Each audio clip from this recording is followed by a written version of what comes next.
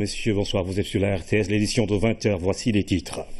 Début du baccalauréat, selon les quelques 147 000 candidats se sont penchés sur les premières épreuves. Pas encore de dysfonctionnement dans les différents centres visités. Le point à Dakar, Kaolack, Ziguinchor et Tambacounda. L'État prend à bras le corps le problème de la distribution de l'eau à Dakar.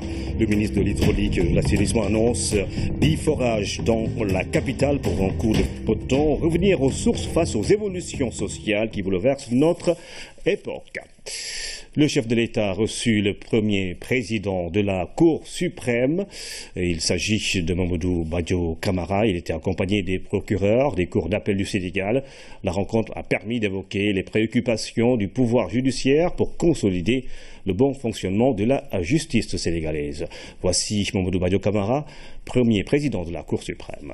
C'était d'abord et avant tout une visite qu'on peut appeler de courtoisie, que des chefs de cour d'appel, les premiers présidents de cour d'appel, les procureurs généraux des cours d'appel de notre pays, accompagnés du premier président de la Cour suprême et du procureur général de la Cour suprême, et par M. le garde des Sceaux, ministre de la Justice, ont rendu à M. le président de la République, qui, faut-il le rappeler, est aussi le président du Conseil supérieur de la magistrature, dont tous les magistrats ici présents sont membres de droit. Bon, évidemment, nous avons profité de la circonstance pour faire un peu le tour des questions qui interpellent et qui intéressent non seulement les magistrats en tant que tels, mais aussi, disons, plus généralement, l'institution judiciaire et la justice, le bon fonctionnement et la crédibilité et l'autorité de la justice de notre pays. Je profite de l'occasion pour, au nom de tous mes collègues ici présents, remercier à nouveau Monsieur le Président de la République, Président du Conseil supérieur de la magistrature, pour la grande considération qu'il a toujours témoignée à l'endroit de la justice et des magistrats en particulier. Notre demande d'audience ne date pas d'une semaine. Et très vite, nous avons été reçus d'une manière particulièrement aimable. Et nous le remercions aussi et nous lui témoignons notre reconnaissance pour son écoute particulièrement attentive et bienveillante de tous les problèmes qui peuvent se poser au niveau de la justice. C'est pour dire qu'on a eu des entretiens extrêmement fructueux et nous repartons d'ici confiants que notre justice est entre de bonnes mains et elle est en voie de consolider ses acquis. Monsieur le Président de la République est très sensible. Il a été lui-même très intéressé par notre rencontre puisque aussi il souhaite être informé en temps réel des problèmes qui se posent à la justice de notre pays. Et je pense que nous sommes les mieux placés pour lui faire part de ces problèmes, après avoir pris langue évidemment et après avoir parlé à tous les magistrats qui sont derrière ces premiers présidents et ces procureurs généraux des cours d'appel. Et puis des membres du personnel de la présidence de la République ont reçu les insignes des ordres nationaux, Ordre national du Lion et Ordre national du Mérite. Il s'agit d'une cinquantaine d'agents qui ont toujours fait preuve d'engagement dans leur mission. Rougiatouba. Un cérémonial pour un moment solennel, la reconnaissance et la célébration du dévouement et de la loyauté dans le travail. La reconnaissance du mérite citoyen par la nation est toujours un événement exceptionnel qui s'inscrit dans la promotion des valeurs humaines. Au moment où le président de la République appelle tous les compatriotes à un changement profond de comportement pour bâtir une nation prospère, solitaire et exemplaire, cette cérémonie est véritablement un hymne à la vertu que nous devons entonner ensemble pour l'émergence d'une véritable conscience citoyenne. Ces distinctions sont une précieuse récompense morale. Nous avons été distingués, c'est parce que nous avons servi la nation, mais ça nous incite à mieux encore travailler pour la nation. Reçus dans les ordres nationaux, les récipiendaires expriment humblement leur fierté. Une grande fierté au titre de tout ce que le président est en train de faire. Nous avons besoin d'être à l'image de ce qu'il pense du Sénégalais. d'abord des citoyens engagés par un devoir de responsabilité par rapport au challenge qu'il a fixé au pays et qu'il envisage pour l'ensemble des citoyens du Sénégal. Ce choix vraiment me va droit au cœur. Ce qui est sûr, c'est que si on travaille, on récolte les fruits. Les récipiendaires qui sont illustrés dans leur travail deviennent des modèles pour toute une nation. 450 milliards pour sécuriser définitivement Dakar sur le long terme, un programme d'urgence de 22 milliards pour 10 forages, dont 2 aux parcelles assainies. Le ministre de l'Hydraulique, Mansour Faye, est allé au chevet des populations de certains quartiers de Dakar qui ont connu des difficultés dans l'approvisionnement en eau. Voici le reportage de Habib Mbaye. Braver le chaud soleil pour aller apporter réconfort à une population privée d'eau. À Dakar, de réelles difficultés sont notées ces temps-ci dans l'approvisionnement en eau. L'eau arrive à une heure très tardive. Elle vient à partir de 1h du matin pour repartir avant 8h. Mais dans tous les cas, patienter, je crois que tôt ou tard, ce problème ne sera qu'un mauvais souvenir. Mais là, tout ce que nous voulons, c'est de ne plus vivre la situation dont Mixta a vécu. Depuis 6 ans, les gens sont restés sans eau, à souffrir matin, midi et soir. Les gens ont vendu leurs appartements pour partir. D'autres ont déménagé parce qu'on ne peut pas vivre sans eau. C'est vital. Donc maintenant, on est revenu à la civilisation. On a de l'eau et on espère que ça va durer. Autre lieu, les parcelles assainies, à l'unité 26, les populations ont guidé Mansour Faye jusque devant la maison du chef de quartier. Une bonne volonté qui a branché un robinet à partir d'un puits pour soulager les populations avec en appoint les camions citernes de l'État qui approvisionnent le quartier. Même constat aux HLM Grand Médine. Nous avons signé un contrat avec eux. Nous respectons le contrat parce que nous payons à chaque fois. Si nous manquons un mois, l'eau nous sera coupé. Si ça réitère, le monsieur de la SDE viendra ici pour arracher le compteur. Et il faudra courir derrière eux pour recevoir ce compteur à nouveau. C'est un ministre de l'Hydraulique très attentif et sensible à la situation qui est parti à la rencontre du maire des parcelles assainies et la population. Et c'est l'occasion pour le maire de saluer l'initiative du ministre qui est son collègue maire. Autorités, secteur privé, tous nous devons nous donner la main dans la main pour trouver des solutions. Dakar a une population démographique très importante. Donc par rapport à tout ça, maintenant nous saluons les efforts qui sont faits pour apporter des solutions et soulager les populations. Une politique du chef de l'État que Mansour Faye a déclinée dans le long terme et le court terme pour les solutions d'urgence d'approvisionnement en eau. Après avoir fait une projection sur la problématique de l'eau à Dakar. Mais aujourd'hui, en tout cas, c'est vrai, nous constatons qu'il y a un léger déficit qui s'accentue en période de chaleur, mais ce déficit est en cours de résorption parce que tout simplement, nous avons des projets à court terme, des projets immédiats pour réaliser des forages dans la zone de Yemboulen afin de pouvoir régler en tout cas ce déficit-là au niveau des quartiers et des unités impactées.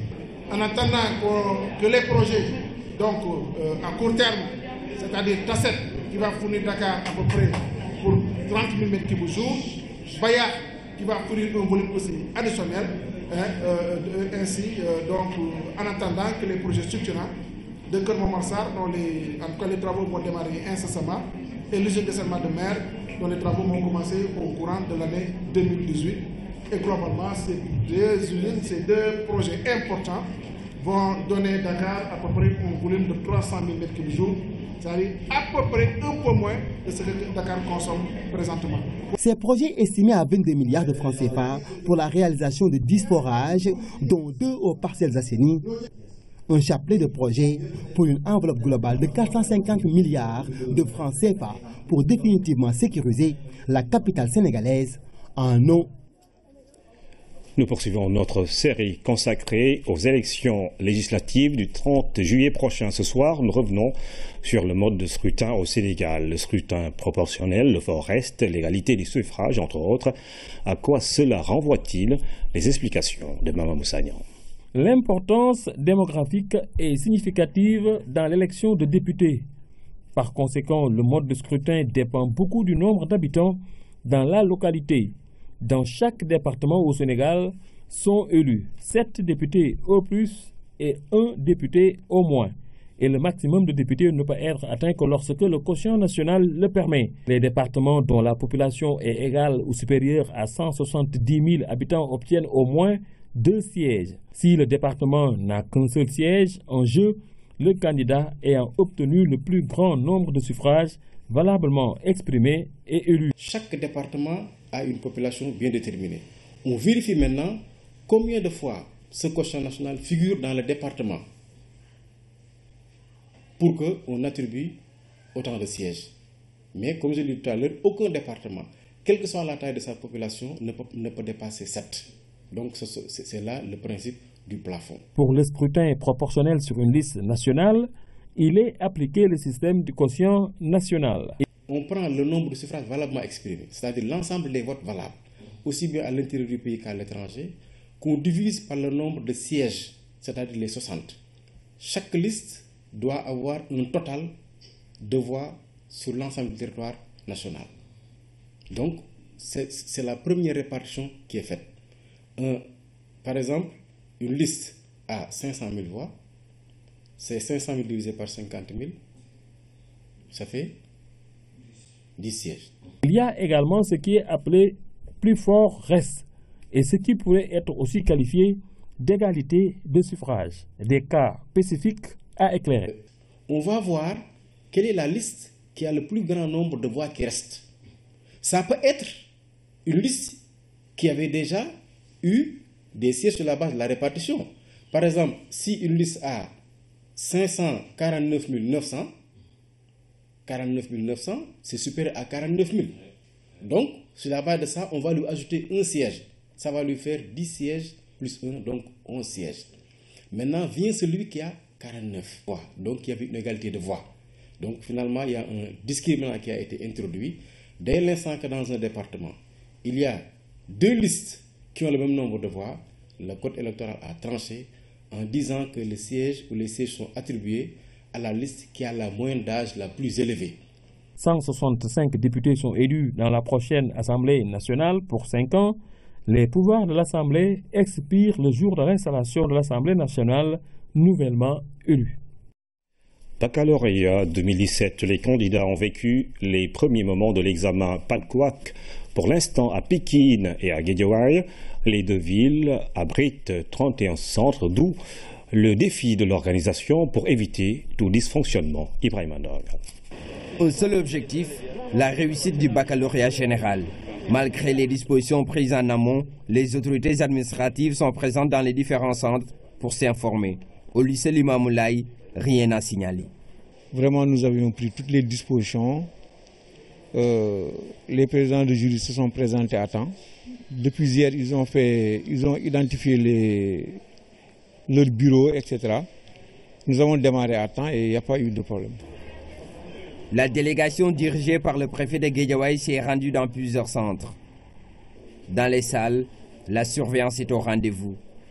Et c'est en toute quiétude que les élèves passent le bac. Vers 8 h, ouais, le dispositif était bien. On en travaille dans de bonnes conditions avec des surveillants, des faux intellectuels assez aussi. On avait tout, quoi. On a bien commencé, on a commencé à l'heure. On a commencé à 8 h et les épreuves se terminent à 11 h. Et l'épreuve était abordable. La traditionnelle tournée a permis à l'inspection de Pékin-Guédiawaye d'avoir une idée sur l'organisation du bac. Partout, les surveillants sont venus en grand nombre et à l'heure. Les correcteurs sont déjà sur place. Les examens se déroulent normalement. Et si véritablement cette tendance se poursuit, nous n'aurons pas de problème au niveau donc de l'académie de Pékin-Guédiawaye. Satisfait par rapport au déroulement au début et nous osons espérer que ça va se poursuivre parce qu'il y a des innovations qui ont été apportées par l'Office du bac par rapport à la correction.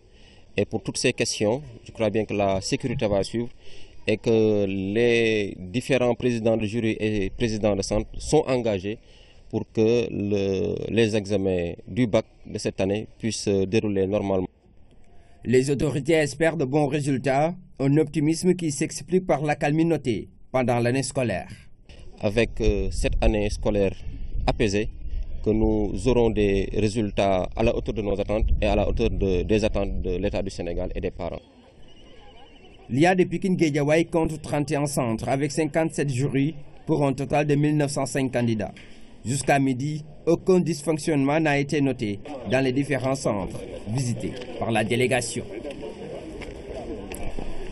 À Kaolack, ils sont plus de 11 000 candidats avec cette mesure qui est appliquée dans son sens strict. Les autorités académiques ont pris la décision d'interdire l'usage du portable dans les centres d'examen. Claire Diop.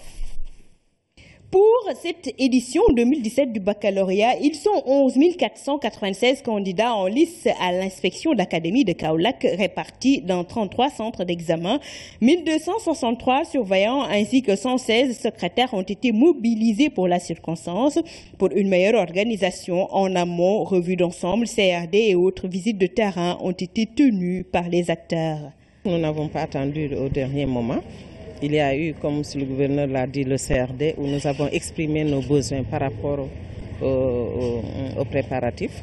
Nous avons eu des réunions de coordination avec l'ensemble des chargés des examens et les IF, donc pour faire une revue d'ensemble. Des mesures particulières sont prises, notamment en ce qui concerne les téléphones portables. La première mesure, donc, c'est l'interdiction des téléphones portables, mais vous avez vu que même dans ce centre, il y a des téléphones portables qui ont été saisis. Je crois qu'après les examens, il va falloir que tout le monde s'assoie autour d'une table pour voir comment éradiquer ce fléau. La sécurisation de l'examen, une priorité pour les autorités administratives locales de la région. Nous nous sommes débrouillés avec la police et la gendarmerie pour que dans chaque centre, nous ayons au moins 2 agents de sécurité. En tout cas pour le déroulement des épreuves. Et les forces de défense et de sécurité vont monter en puissance le jour des délibérations. Dans chaque centre, vous verrez 2 agents de police ou de gendarmes accompagnés même par endroit d'ASP. Maintenant, la consigne, c'est que le jour de la proclamation des résultats, que les présidents de jury, les chefs de centre nous le signalent pour que nous puissions monter en puissance et assurer toute la sécurité. La délégation du gouverneur de la région de Kaolack a visité quelques centres d'examen, nouveau lycée de Sibassor, centre d'examen Mboutoussaou et le lycée Waldjojo Ndiaye. Partout, un dispositif complet est mis en place, la sécurité assurée. Objectif, offrir aux candidats de meilleures conditions d'examen. Ziguinchor à présent, malgré le début de l'hivernage, l'examen s'est déroulé dans les conditions requises. On constate cependant le nombre de candidats a baissé dans la région. Ceux qui avaient une moyenne inférieure à 5 ont été suspendus. Quelques absences se sont également enregistrées dans certains centres. Salut Sec. Lycée d'Ignabo, dans la cour, c'est le calme plat. À 7 heures de la matinée, les candidats au baccalauréat planchent sur les premières épreuves de l'examen. Cet établissement abrite le plus grand centre avec 4 jurys. Et sur les 1465 candidats, 42 manquent à l'appel. Toutefois, l'examen se déroule normalement. Aucun incident n'est noté. Même constat au lycée Périssac. Ici, le chef du centre et le président du jury ont reçu la visite des autorités administratives et académiques. Elles sont venues s'enquérir des conditions de déroulement des épreuves. Pour le moment, tout est en place. Nous avons le nombre de surveillants dont nous avons besoin. Ensuite, on attend quelques matériels devant venir de l'office du bac, à proprement parler les imprimantes. Non, pas les imprimantes, mais les cartouches, surtout les encres. Mais le proviseur nous a donné quelque chose en attendant. Après ce centre, direction collège Tété Diédiou. Dans ce centre, nous avons rencontré quelques élèves qui ont déjà fini de composer la première épreuve. Aïssatou en fait partie. L'épreuve a été abordable parce que je me souviens bien que cette épreuve, on nous l'avait donnée au premier devoir du second semestre. Effectivement, pareillement. Dans la capitale du Sud, l'examen se déroule dans de bonnes conditions. Toutes les dispositions ont été prises par les autorités. Dans les différents centres que nous avons visités, un dispositif sécuritaire a été déployé pour la surveillance et la sécurisation des épreuves. Autre fait noté, les absents sont nombreux. On nous a signalé tout simplement des absences, en plus des absences notées lors de l'épreuve de philosophie. Et je profite de vos antenne pour appeler les parents à faire les démarches pour que si les absences sont dues à une maladie, de constituer un dossier pour que les élèves reprennent l'épreuve au niveau de l'épreuve de remplacement qui se fera en octobre. Cette année, les effectifs des candidats ont diminué dans la région de Ziguinchor. Une baisse qui est due à la suspension du droit à l'inscription de tous les élèves qui avaient une moyenne inférieure à 5 à l'examen du baccalauréat de l'année dernière. Épreuve peu favorable selon les candidats rencontrés par notre équipe de Tambacounda. Il s'agit surtout de l'anglais, mais ces derniers espèrent faire le plein avec l'histoire et la géographie au centre Mam Chermbaye de Tambacounda. Abdoulaye Sikaré. Il est 11h au lycée Mam Chermbaye, le plus grand centre de Tambacounda. C'est l'heure où les candidats sortent des salles après les premières épreuves. Jean-Pierre Bassène est candidat libre. Du haut de ses 50 ans, il est le plus âgé du centre. Étant militaire, il s'excuse pour l'interview, mais off the record avoue n'avoir pas bien préparé le bac du fait de son travail. Lui a préparé l'examen toute l'année. Après l'épreuve d'anglais, Malik reste confiant, même s'il n'a pas terminé le travail. L'épreuve est un peu abordable quand même, c'était long, parce que nous n'avons même pas à finir, parce que moi-même je n'ai pas fini l'essai, parce que l'épreuve est très long. C'est là où se trouve le problème. D'après moi, l'épreuve d'anglais était difficile, parce que le texte est long. Au niveau de la compréhension, c'est difficile pour distinguer les questions et les réponses. Après les matières du matin, certains préfèrent rester dans les salles. C'est le cas de ces candidates de série L2 qui attendent avec beaucoup d'intérêt l'histoire et la géographie prévues l'après-midi. C'est un point coefficient. Moi, je me suis bien préparée. Je ne sais pas comment l'épreuve ça va être, mais j'espère que ça va aller. Je voudrais me concentrer, parce que c'est ma matière de base aussi, concentrer, avoir une haute moyenne, oui, parce que c'est ma matière de base quand même. Pour les épreuves anticipées de philosophie, les professeurs étaient en consultation avant d'entamer la correction. Cette année, il n'y a pas eu de grève, donc on suppose que le programme est complètement, en tout cas, assimilé, terminé et assimilé. Et donc, les sujets aussi, ce sont des sujets articulés, en tout cas, au domaine, au cours.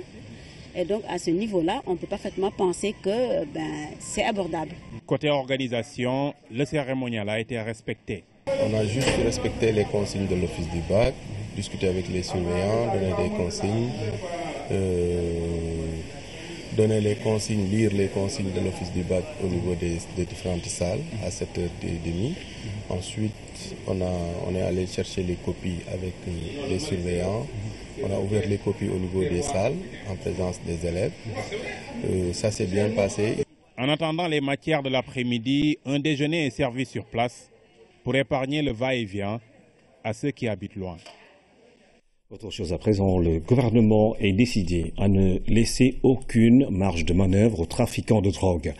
La lutte contre le fléau qui s'intensifie s'est encore matérialisée par une opération d'incinération de plus de 2,5 tonnes de stupéfiants. Voici le reportage de Chiambamagay. Encore une fois, le ministre de l'Intérieur et de la Sécurité publique magnifie le travail des forces de défense et de sécurité qui, à travers cette opération d'incinération de drogue, sont en train de réaliser des efforts immenses dans la lutte contre le trafic de drogue. Avec les instructions données par le président de la République Macky Sall depuis son arrivée au pouvoir, le trafic de drogue a fortement baissé au Sénégal, ceci grâce aux importantes prises et aux techniques de filature qui aboutissent à l'arrestation des trafiquants. Des résultats encourageants. Le président de la République ñëwee def ñu jox instruction nañu ko gën a jégalante maanaam donc ñu def incinération bi au moins une fois par mois. Vous avez remarqué que depuis que le président Macky Sall est au pouvoir, la lutte contre le trafic de drogue a été intensifiée. On faisait une opération d'incinération une fois par an. Maintenant, le chef de l'État a donné des instructions et vous avez vu que cette opération d'incinération se fait maintenant chaque mois. Le résultat est que la quantité de drogue incinérée a baissé. Ce qui signifie également que le gouvernement est en train de contenir le trafic de drogue par tous les moyens. C'est la tolérance zéro dans ce sens. Parce que quand même 7 tonnes la ñu doon lakk presque saa bu nekk léegi am nañu maanaam lu motul 3 tonnes 2 tonnes et demi. Ainsi donc, les autorités, pour mieux accentuer la lutte contre le trafic de drogue, n'ont pas lésiné sur les moyens pour contenir cette pratique qui pourrait affecter l'économie nationale. Tous les moyens de dissuasion et d'intervention sont donc là pour barrer la route à tous les contrevenants. Les cheminots de Dakar-Bamako sur la voie ferroviaire étaient en grève le dimanche dernier, perturbant ainsi plusieurs axes. Un mouvement de revendication initié sans préavis dans un contexte où les États du Sénégal et du Mali sont dans une dynamique de réhabilitation de ce tronçon interétatique. Le directeur général de la société DMF s'est prononcé sur la question. Joseph Gabriel Sambou a déploré la démarche des travailleurs tout en restant, dit-il, disponible au dialogue. Le voici au micro de Lamine Touré. Dakar-Bamako ferroviaire, un organe biétatique entre le Mali et le Sénégal qui a été mis en place par les États au moment de la résiliation de la convention de concession avec Transrail. Nos États ont mis en place un budget pour prendre en charge les actions les plus urgentes et pour faire bonne mesure, puisque les travailleurs commençaient déjà à s'inquiéter de leur sort, les États ont décidé de prendre en charge leur salaire pendant une bonne période, à l'effet qu'il n'y ait pas de problèmes sociaux liés au maintien de l'activité ferroviaire. Nous avons donc enregistré dimanche nuit un mouvement de grève. Je peux simplement répondre aux déclarations qui ont été faites dans la presse, de dire qu'il y a des inquiétudes par rapport à l'avenir du chemin de fer Dakar-Bamako.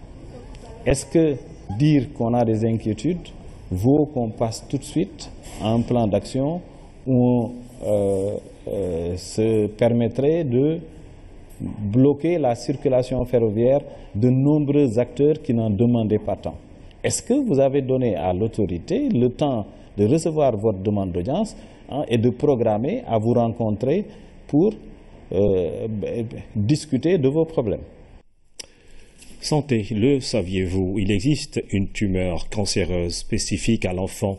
C'est le rétinoblastome, une atteinte pouvant conduire à la cécité si elle est diagnostiquée tardivement. Au Sénégal, seuls 50% des cas qui arrivent à l'hôpital sont guéris. L'hôpital Le Dantec vient de recevoir des équipements d'une fondation internationale. Ils vont permettre d'améliorer la prise en charge des enfants affectés. Oumar Diawa. Ces journées ont réuni des spécialistes en ophtalmologie et en oncologie de l'enfant. C'est que contrairement à ce qu'un grand nombre peut penser, le cancer n'épargne pas les enfants dont les moins chanceux présentent une tumeur dès la naissance. Une bonne partie du grand public ne sait pas que les enfants font des cancers. Donc dire que le cancer de l'enfant est une réalité mondiale et que cette réalité concerne évidemment le Sénégal. Parmi les cancers qui touchent les tout-petits, le rétinoblastome, une hypothèque sur la vue. C'est un cancer de la rétine. Qui dit cancer dit gravité. Donc c'est une tumeur de la rétine et en plus c'est une tumeur qui survient chez les jeunes enfants. Les enfants entre 0 et 5 ans. Dans 30 à 40% des cas, on a une atteinte bilatérale et pour espérer sauver le jeune malade, il faut lui ôter les 2 yeux. Sauvé mais aveugle pour toujours. C'est un geste qui est très difficile à réaliser, non seulement pour le chirurgien mais pour les parents, la famille, c'est, on peut dire, atroce. Atroce mais nécessaire, perdre la vue pour la vie et pour éviter d'en arriver à cet extrême, le diagnostic précoce reste salutaire. Ce diagnostic précoce des enfants permettra d'augmenter le taux de guérison, probablement pas atteindre même 80% des pays développés où quand même il y a des moyens très très modernes que nous n'avons pas. Au CHU Le Dantec, les taux de guérison sont de l'ordre de 50% aujourd'hui, mais on fait mieux ailleurs. En France et maintenant, c'est la seule tumeur pour laquelle on puisse dire cela. Chez l'enfant comme chez l'adulte, on guérit 100% des enfants atteints de rétinoblastome. Ce qui fait la différence, ce sont les moyens et la prise en charge précoce. L'arrivée de partenaires dans ce champ de vision thérapeutique n'est que bien accueillie. En 11 ans, grâce à My Child Matters, il y a eu 55 projets qui ont été mis en œuvre dans 42 pays d'Afrique, d'Asie et d'Amérique latine. Et plus de 50 000 enfants atteints de cancer dans les pays pauvres ont pu ainsi être pris en charge. Et plus de 15 000 professionnels de santé ont pu être formés. Ce soutien en matériel et en formation suscite un gros espoir chez les malades et les personnels soignants. Mais il reste du chemin car chaque année, il est attendu au Sénégal quelques 800 cas de cancer de l'enfant pour des capacités d'accueil largement inférieures au seul CHU Le Dantec. Avant, l'éducation des enfants était l'affaire de toute la communauté, dans les villages notamment. Avec la modernité, les nouveaux comportements bousculent le système traditionnel et on assiste de plus en plus à la dépravation des mœurs. Le retour aux sources est-il possible? Coup d'œil dans la rubrique Au cœur de nos cultures avec Fatou Diouf. Debo Souka Diop, le sentiment d'une privilégiée pour avoir été élevée par sa propre mère. C'est dans le registre traditionnel africain. Grandir dans les girons de sa mère est le meilleur que peut attendre un enfant. En retour, elle lui rend hommage à travers ce livre. Il y avait une autorité. Bon, les parents étaient très à l'aise dans leur autorité. Et le couple, le papa, la maman, formaient un bloc. Parce que les décisions étaient prises par mon père, annoncées par mon père, mais je sais qu'il en avait auparavant discuté avec ma mère. Mais jamais de conflit entre les deux devant les enfants. Ils trouvaient un consensus et le père prenait les décisions et tout le monde se conformait.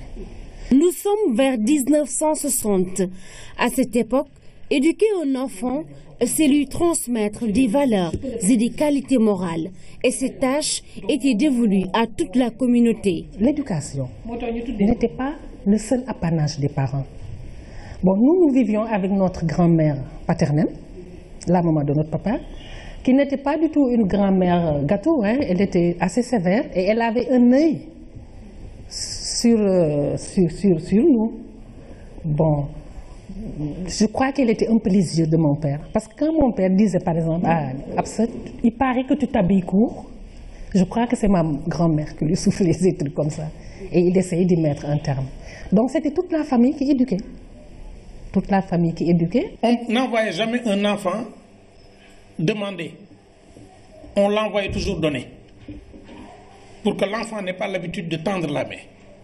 On n'envoyait jamais un enfant emprunter. On l'envoyait payer des dettes. Pour qu'il soit quelqu'un qui paye des dettes et qu'il ne soit pas quelqu'un qui a l'habitude d'aller demander. On ne laissait jamais un enfant sortir dans les moments de transition temporelle.